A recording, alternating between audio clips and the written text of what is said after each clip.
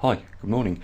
Welcome to the Pole Shift News and the Maverickstar Observatory. As you guys know, on Friday, a bit of a bombshell was dropped with the announcement of a large uptick in the magnetic North Pole migrating nearly 5 degrees, which was the equivalent of about 250 miles.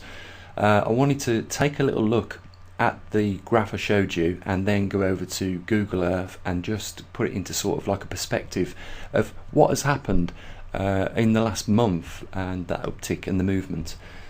Before we do though, as always guys, I want to thank those people that are supporting the observatory and what we do on this channel. And you know, in general, we would not be able to do anything on the scale that we have without that support. So you know, I want to say big thanks to you guys out there that are supporting, you know, what we do. Okay, I've got some excellent news coming up for you guys as well. So we're going to get into having a look at what's been going on in a little bit more detail, sort of like put a bit of perspective on, you know, what recently has been taking place. Now, as you guys know, we've had the TriMag system running for about 2 years now. We've never seen anything like what we captured in the last month. There has been some major activity. It wasn't a one-off, you know, we've got multiple data sets showing the same thing. So I think let's get into it. Let's have a look at the chart and then we'll go over to Google Earth and I'll just put it in a little bit more perspective for you guys. So let's do that.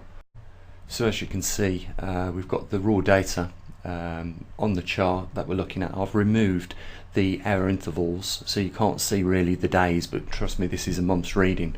There's about 300,000 or so individual sets of data in this chart, and so there's quite a lot of information. And when you see the chart dipping down to just over 6, you'll see, or around about 7 it was, I think it was 758 degrees, you can see you know, that there's quite a large band in the recording of the data. So that indicates that there's probably, in those little dips, probably around 500 or 600 readings at that same level. So like I say, there was no mistake in the TriMag recording this data. It is what you see. You can see that from you know, the beginning of the month, there's some ups and downs in there of moderate changes, and then there is just here quite a big dip. Now I'm using the cursor and talking about this, but sometimes when it goes to, you know, uploading onto the internet, some of the audio goes out of sync.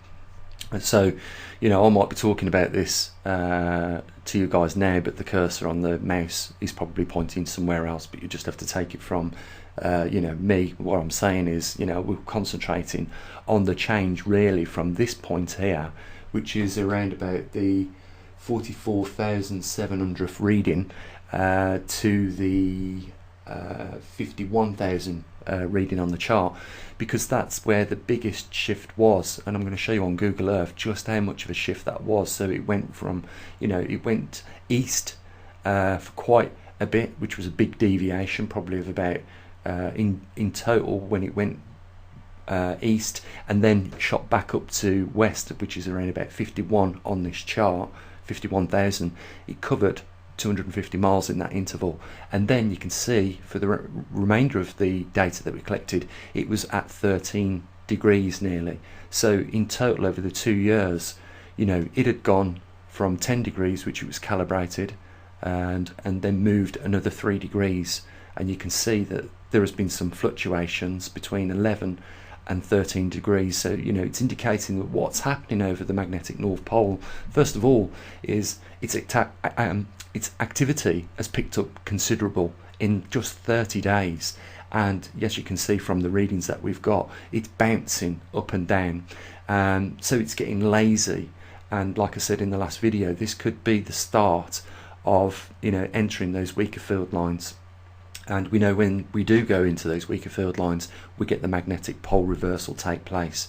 Now we could be watching this sort of activity now for the next few months, but I would assume that if we are entering those weak field lines, we're going to start seeing more of this lazy action where it goes easterly and westerly, the wobble to and fro, and I can probably see it increasing in degrees. So it's going to go further over towards that 40 degree mark that we predict might be the point at which the poles reverse completely from then, and we could see a massive acceleration. Don't worry about the chart. I can always extend the range so that if it does go over 14 degrees, we'll just extend the range. We'll still have the data in there, and we'll see exactly how far it does go. But if we really see this taking off now, you know, accelerating, you know, going over the 14 degrees, over 18 degrees, 20 degrees, we know that at that point we are in the proceeds of the reversal. So let's have a look then, and just try and fit it into sort of like a perspective for you guys. So instead of looking at the chart, I'll just show you what 250 miles of deviation looks like on Google Earth, so you get a bit of an idea as to what's happened over the last month. So what I've done for you guys here is I've put just a marker, this yellow line here, and what that indicates is, as you can see on the box, is 250 miles, and that's exactly what we witnessed last month take place, a deviation of the magnetic North Pole migrating back to the position it was at in 2008, and then accelerating back up to 2019 where it is now. A total of 250 miles in its deviation or its excursion. But it just puts it in perspective when you look at this, how close we are to that 40 degree mark, where we are right now with the magnetic North Pole, you know, about 84 degrees north by 134 degrees east or thereabouts. And you know, that's the location of the magnetic North Pole right now, but it shows you what it's how it's behaving, and in a short space of time it's pretty you know, shocking. And that's why I said to you in the last video, you know, if this video doesn't make the hairs on the back of your neck stand up, then you know, you must be missing a pulse, because you know, we are getting close now, I do believe, to seeing some major activity. So guys, I promised good news in this video, and I've got some. Right, so 30% of our total subscribers is female, and up until now we haven't got anyone with a magnetometer representing those you know, 30%, but we have. And we've also managed now to secure a magnetometer in Hong Kong, China. So absolutely fantastic news. Tony is going to be having that magnetometer sent to her down there. She's going to be hopefully, you know, in the next week or so taking delivery of that. It's going to go in the post to her later on this afternoon.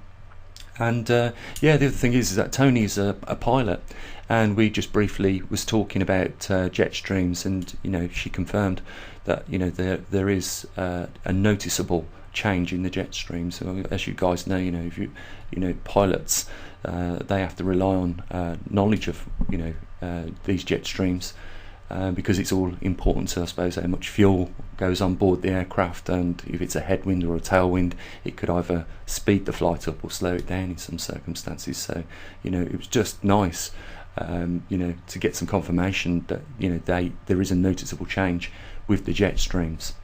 So yeah guys, we've got one more magnetometer to put out, and although we are planning on putting some more out, but just for now, if we can get this next magnetometer, the one left that we've got, with the working chip on board, if we can get that in India, you know, we have got, you know, pretty much the major poles covered with these magnetometers.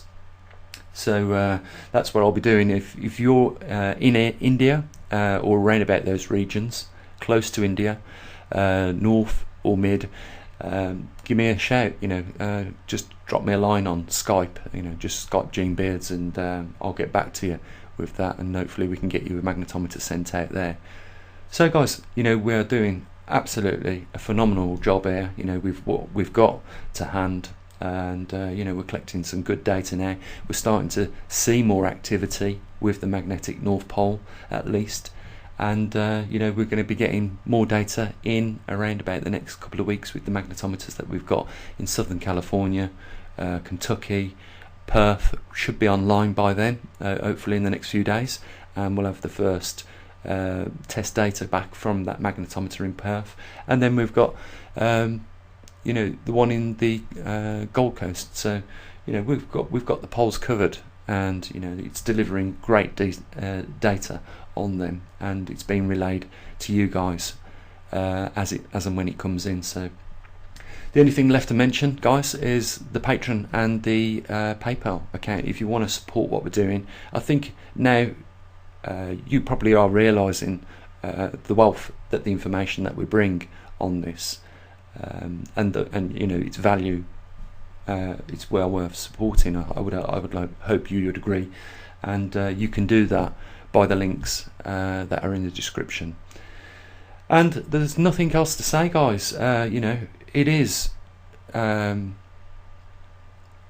it's an alarming time. You know, the changes that are taking place now over the northern hemisphere are, as you can see, on the uptick, and again, it's silent in the mainstream for some reason. Now, you would think that this would definitely be ringing alarm bells with, you know, these scientists in these bigger organisations, because they are definitely seeing the changes that we are seeing, but the reports of it are not coming out for some reason.